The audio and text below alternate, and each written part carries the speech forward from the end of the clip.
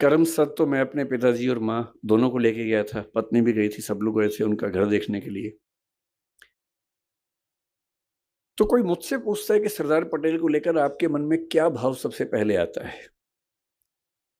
मेरे मन में एक ही भाव आता है कि नेतृत्व का जो गुण किसी व्यक्ति में सबसे बेहतर हो सकता है, सबसे बेहतर हो सकता है, उसकी साक्षात मूर्ति देखनी हो तो मैं सरदार पटेल को याद करूँगा।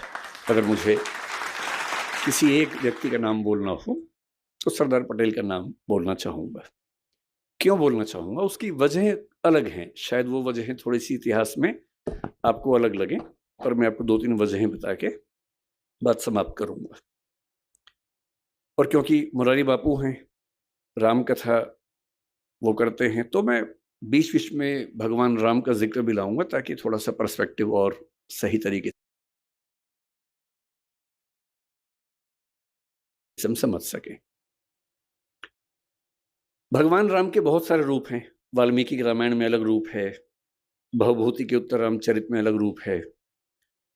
उसके बाद गोस्वामी तुलसीदास ने जब लिखा रामचरितमानस, उसमें काफ़ी नया रूप वो लेके आए और जो अवतारी राम थे, वो मर्यादा पुरुषोत्तम राम बनकर हमारे सामने आए और जिन राम को हम जानते हैं, वो आमतौर पे गोस्वामी तुलसीदास ने जिस राम के चरित्र का निर्माण किया, उनको हम ज़्यादा जानते हैं।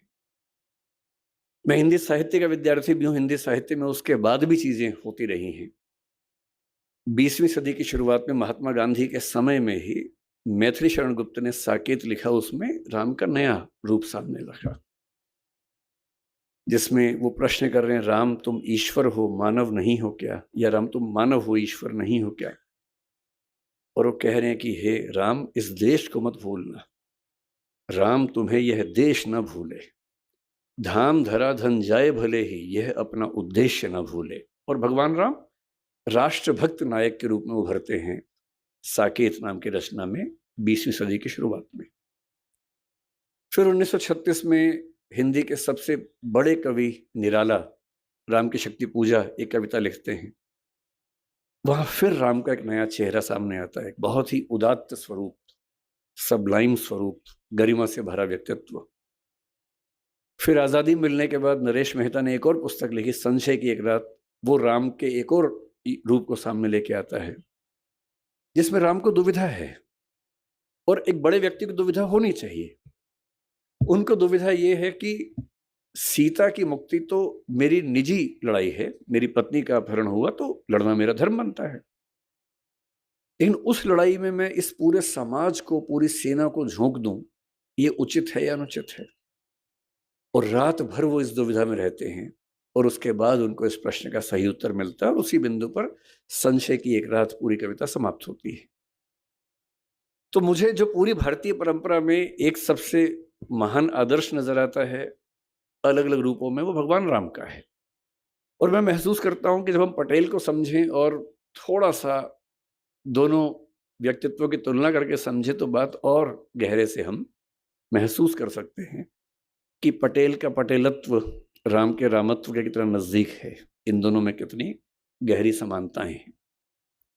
एक प्रसंग से बात शुरू करते हैं, जिस प्रसंग पर लोग नाराज रहते हैं, पर मैं यह नाराजगी जाहिर करने नहीं आया हूं। मैंने आपसे पहले ही कहा कि मैं ना नेहरू जी के बारे में एक गलत वाक्य बोलूंगा, ना गांधी जी के बारे में बोलूंगा।